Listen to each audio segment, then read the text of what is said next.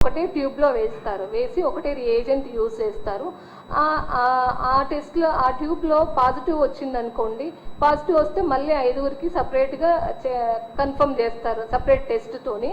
ఒకవేళ ఆ ట్యూబ్లో నెగిటివ్ వస్తే 5 మంది నెగిటివ్ అన్నట్టు. కొంత మన రిసోర్సెస్ని కేర్ఫుల్గా యూటిలైజ్ చేసుకోవడానికి, అవైలబుల్ రిసోర్సెస్ని కేర్ఫుల్గా యూటిలైజ్ చేసుకోవడానికి సో ఈ పద్ధతి అనేది ఇంట్రడ్యూస్ చేశారు.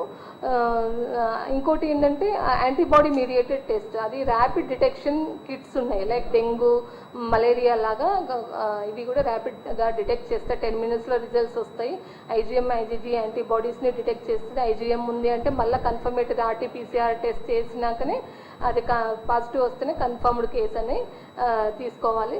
అదే IgG positive, only IgG positive వస్తే ఆ పేషెంట్కి ఇన్ఫెక్షన్ వచ్చిపోయింది సో అన్నట్టు మనము తీసుకోవాల్సి వస్తుంది. కన్వాల్సెంట్ ఫేస్లో మనకి ఐజీజీ యాంటీబాడీస్ అనేవి రికవరీ అయిన తర్వాత ఐజీజీ యాంటీబాడీస్ అనేవి ఫామ్ అవుతాయి. ఇది టెస్ట్ ఎందుకు అంటే ఈ టెస్ట్ వల్ల చాలా ఉపయోగాలు ఉన్నాయి. ఈ టెస్ట్ మనము సర్విలెన్స్ కోసం యూజ్ చేయొచ్చు, మాస్ స్క్రీనింగ్ కోసం యూజ్ చేయొచ్చు, ఎందుకంటే ర్యాపిడ్గా రిజల్ట్స్ వస్తాయి కాబట్టి. అండ్ ఏంటంటే ట్రెండ్ ఎలా ఉంది, డిసీజ్ ట్రెండ్ ఎలా ఉంది అనేది కూడా మనకు తెలుస్తుంది ఈ టెస్ట్ ద్వారా. సో దీనివల్ల ఈ ఉపయోగాలు ఉన్నాయి కాబట్టి ఇది కూడా ఒక రకమైన అంటే మంచి టెస్ట్గానే భావించాలి. తర్వాత ఇంకోటి ఏంటంటే యాంటీజెన్ బేస్డ్ టెస్ట్లు, అవి మన దగ్గర ఇంకా రాలేదు. తర్వాత కల్చర్ వైరస్ని కల్చర్ చేయడం, అది కూడా మన దగ్గర లేదు. సో ఇవన్నీ అంటే డయాగ్నోసిస్కి మన చెస్ట్ ఎక్స్రేలో అంటే ఇప్పుడు మామూలుగా చెస్ట్ ఎక్స్రే, సిటీ స్కాన్స్ అవన్నీ కూడా మనం సస్పెక్ట్ చేసుంటే అవి కూడా తీస్తే దాంట్లో కూడా ఒక్కోసారి సిటీ స్కాన్ ఒక స్టడీలో తేలింది. సిటీ స్కాన్లో మనకి ఆర్టీపీసీఆర్ కన్నా ద సెన్సిటివిటీ అంటే సిటీ స్కాన్లో ఫైండింగ్స్ అంటే డిసీజ్ ఉన్న వాళ్ళలో సిటీ స్కాన్లో 82% ఉంటే అదే ఆర్టీపీసీఆర్ 72% డిటెక్ట్ అయింది అన్నట్టు. అంటే కొంత సెన్సిటివిటీ సిటీ స్కాన్లో ఎక్కువ ఉంది ఆర్టీపీసీఆర్ కన్నా అనే కూడా డేటా కొంచెం ఉంది. కాకపోతే మన దగ్గర అయితే ఇప్పుడు ఆర్టీపీసీఆర్ బేస్డ్ టెస్ట్లే కన్ఫర్మేషన్కి చేస్తున్నాం. ఇది తీసుకుంటే నెక్స్ట్ ఏంటంటే మనకి దాన్ని ట్రీట్మెంట్ ఉందా అంటే ట్రీట్మెంట్ అయితే ఇప్పటి వరకు అంటే ఒకవేళ వ్యాధి డిటెక్ట్ అయిన తర్వాత ట్రీట్మెంట్ ఏంటి. సో ట్రీట్మెంట్ని ఫస్ట్ పేషెంట్ని ఐసోలేట్ చేస్తాము, క్వారంటైన్ చేస్తాము. సో అది తర్వాత మైల్డ్, మోడరేట్, సివియర్ కేటగిరీ కింద డివైడ్ చేస్తారు. మైల్డ్ మోడరేట్ లక్షణాలు ఉన్న వాళ్ళకి ఓన్లీ సపోర్టివ్ ట్రీట్మెంట్ అండి, supportive treatment and infection prevention control measures follow అవుతారు. సపోర్టివ్ అంటే ఫ్లూయిడ్స్, డిహైడ్రేషన్ కాకుండా ఫ్లూయిడ్స్ ఇవ్వడము, ఫీవర్కి పారాసిటమాల్ ఇవ్వడము ఫీవర్ వచ్చినప్పుడు, అలా దగ్గు జలుబు ఉంటే ఏదైనా సిమ్టమాటిక్ ట్రీట్మెంట్ ఇవ్వడము అది జరుగుతుంది. తర్వాత సివియర్ కేసెస్లో మాత్రం కొన్ని అంటే ఇప్పటికైతే ప్రూవెన్ మెడిసిన్ అనేది ఏమీ లేదు, కానీ మన ఐసీఎంఆర్ మాత్రం రిలీజ్ చేసింది గైడ్లైన్స్ని. అంటే based on the laboratory data it is off label indication. ఏంటంటే మనకి ల్యాబొరేటరీలో ఈ వైరస్ అనేది వైరస్ మీద ఇవి మెడిసిన్ పనిచేస్తాయి కాబట్టి మనుషులలో కూడా పనిచేస్తాయి అనే ఉద్దేశంతో సో రిలీజ్ చేసింది. అదేంటంటే క్లోరోక్విన్, అందరికీ తెలుసు క్లోరోక్విన్, తర్వాత అజిత్రోమైసిన్ కాంబినేషన్ 5 days ఇవ్వమని సో ఐసీఎంఆర్ గైడ్లైన్స్లో ఇచ్చింది. అది సివియర్ డిసీజ్ ఉన్న వాళ్ళకి మాత్రమే. అది కూడా మళ్ళీ ప్రెగ్నెన్సీ వాళ్ళకి, చిల్డ్రన్ లెస్ దెన్ 12 years వాళ్ళకి, బ్రెస్ట్ ఫీడింగ్ వాళ్ళకి అవి కూడా ఇవ్వకూడదు. సో అది రిగార్డింగ్ ట్రీట్మెంట్. ఇంకా మళ్ళీ ప్రామిసింగ్ డ్రగ్ ఒకటి అంటే ట్రయల్స్లో అంతా రీసెర్చ్లో ఉందండి. ఈ ట్రీట్మెంట్ డెఫినెటివ్ డ్రగ్ అనేది కూడా మనకు ఇంకా రీసెర్చ్ జరుగుతుంది. రెమ్డెసివిర్ అనే డ్రగ్ రీసెర్చ్లో ఉంది. అది చాలా పాజిటివ్ ఎఫెక్ట్స్ చూపిస్తుంది రీసెర్చ్లో అని తేలింది కాబట్టి తేలింది. సో అది అమెరికాలో అది రెమ్డెసివిర్ ఇస్తున్నారు, కానీ మన దగ్గర ఇంకా అది ఇవ్వడం లేదు, అవైలబుల్ లేదు ఆ డ్రగ్. తర్వాత ఇంకా లోపినావిర్, రెటనావిర్ అనే HIV మెడిసిన్ కూడా ఇస్తున్నారు మన దగ్గర. సో ఇది ట్రీట్మెంట్. అంటే ఇప్పుడు ఇంకోటి లేటెస్ట్గా ఏంటంటే plasma therapy. So plasma therapy అంటే ఏంటంటే ఇప్పుడు పేషెంట్ రికవరీ అయిన తర్వాత 14 daysకి పేషెంట్ని టెస్ట్ చేసి 2 times నెగిటివ్ వస్తే డిశ్చార్జ్ చేస్తారు. సో డిశ్చార్జ్ చేసినాక 14 daysకి వాళ్ళ ప్లాస్మా అంటే వాళ్ళ యాంటీబాడీ లెవెల్స్ చెక్ చేస్తారు. యాంటీబాడీ లెవెల్స్ అనేది చెక్ చేసి అవి యాడిక్వేట్గా సరిపడా ఉన్నాయి అంటే వాళ్ళ నుంచి ప్లాస్మాని సేకరించి అది ట్రీట్మెంట్కి యూజ్ చేయడం అనమాట. అంటే ఇప్పుడు లైక్ మనం ప్యాసివ్గా యాంటీబాడీస్ అంటే సివియర్ పేషెంట్స్కి ఇది ఇండికేషన్ ఇస్తున్నారు, దాంట్లోనే కొంత పాజిటివ్ రిజల్ట్స్ కనిపిస్తున్నాయని ప్రపంచమంతటా చెప్తుంది. కాబట్టి ఇది ఒక కొత్త, అంటే ఇది ఆల్రెడీ ఎగ్జిస్టింగ్ పద్ధతే, కానీ ఈ వైరస్కి కొంత లేటెస్ట్గా వచ్చిన ట్రీట్మెంట్ మొడాలిటీ అనమాట. సో అది సివియర్ పేషెంట్స్కి ఇస్తున్నారు. ఒక పేషెంట్ నుండి 800 ml ప్లాస్మా డ్రా చేస్తే 200 ml లాగా ఒక 3 పేషెంట్స్కి ఇచ్చే అవకాశం ఉంటుంది. అది సివియర్ కేసెస్లో మాత్రమే. అంటే పేషెంట్ యాంటీబాడీస్ ఫామ్ అయ్యే వరకు ఈ యాంటీబాడీస్ ఎఫెక్ట్ అంటే వైరస్ మీద యాక్ట్ చేసి సివియరిటీ ఇంకా పెరగకుండా చూసుకుంటాయి. సో అది ప్లాస్మా థెరపీ గురించి అండి. ఇంకా తర్వాత మెయిన్గా ప్రివెన్షన్. అందరికీ తెలుసు ప్రివెన్షన్ అనేది ఏకైక ఆయుధము. సో మనము ప్రివెన్షన్ ఎలా చేయాలి ఏంది అనేది ఇప్పుడు ప్రివెన్షన్ అంటే గవర్నమెంట్ ద్వారా మీడియా ద్వారా అందరికీ తెలుస్తుంది, కానీ మనం స్ట్రిక్ట్గా ఫాలో అయితేనే మనము వ్యాధి బారిన పడకుండా కాపాడుకోగలుగుతాము.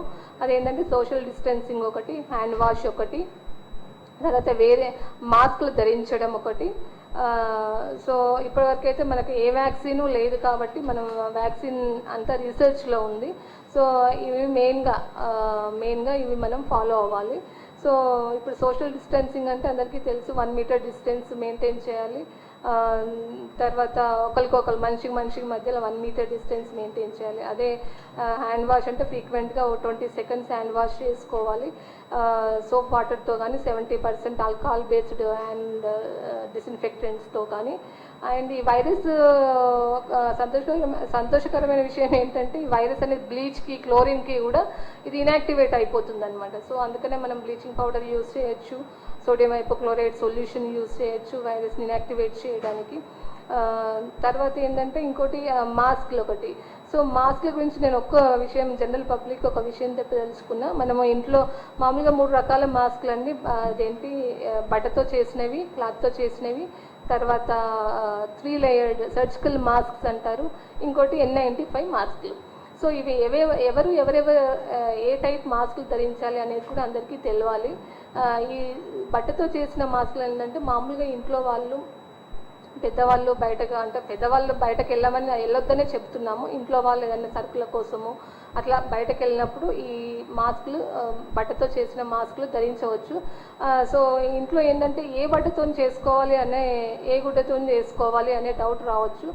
దానికి ఒకటి అంటే చిన్న డేటా ఉంది. ఏంటంటే ఒక కాటన్ క్లాతే కానీ, టీషర్ట్ క్లాతే కానీ ఏదైనా తీసుకున్నాం అనుకోండి, అవతల సైడ్ లైట్ వేసి చూస్తే ఇవతల సైడ్ కొంచెం లైట్ అనేది తక్కువగా ఉండాలన్నమాట. ఉంటే అప్పుడు మనకు ప్రొటెక్షన్ రేట్ అనేది ఎక్కువగా ఉంటుంది. సో ఆ టైప్ క్లాత్ తీసుకొని మనం ఇంట్లోనే మాస్కులు తయారు చేసుకోవచ్చు. సో ప్రతి మనిషి ఒక 2 మాస్కులు తయారు చేసుకుంటే ఒకటి యూజ్ చేసి ఒకటి వాష్ చేసి అన్నప్పుడు ఇంకోటి యూజ్ అవుతుంది. ఇది రీయూజ్ చేసుకోవచ్చు మంచిగా, చక్కగా వేడి నీళ్ళల్లో సోప్తోని వాష్ చేసుకొని ఎండలో ఆరబెట్టుకొని మళ్ళీ రీయూజ్ చేసుకోవచ్చు. అదొకటి. ఇంకోటి ఏంటంటే సర్జికల్ మాస్కులు అనేది 3 లేయర్డ్ మాస్కులు ఉంటాయి.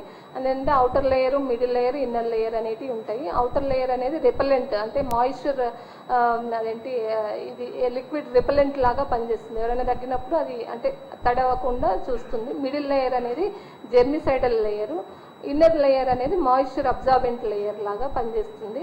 సో ఇది ఏంటంటే సర్జికల్ మాస్క్లు అనేది హెల్త్ కేర్ వర్కర్స్ ఎవరైతే అంటే డైరెక్ట్ కోవిడ్ పేషెంట్స్తో పనిచేసే వాళ్ళు కాకుండా మిగతా వాళ్ళు ధరించవచ్చు.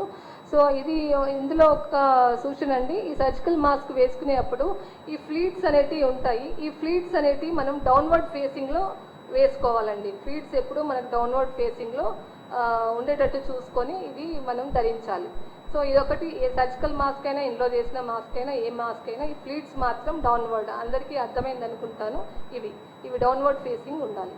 తర్వాత ఇంకోటి ఏంటంటే N95 మాస్కులు అనేటివి మాత్రం నార్మల్ పీపుల్ అవి వేసుకోకుండా ఉంటే మంచిది. ఎందుకంటే అవి డాక్టర్లకు ఇప్పుడు చాలా అవసరం. ఎవరైతే COVID-19 సస్పెక్టెడ్ కన్ఫర్మ్ కేసెస్తోని పనిచేస్తున్నారో వాళ్ళకి ఇప్పుడు చాలా అవసరం. కాబట్టి సో మనకు నార్మల్ పీపుల్కి అవి అవసరం లేదు కాబట్టి వాళ్ళు మాత్రం N95 మాస్క్ ధరించాల్సిన అవసరం లేదు.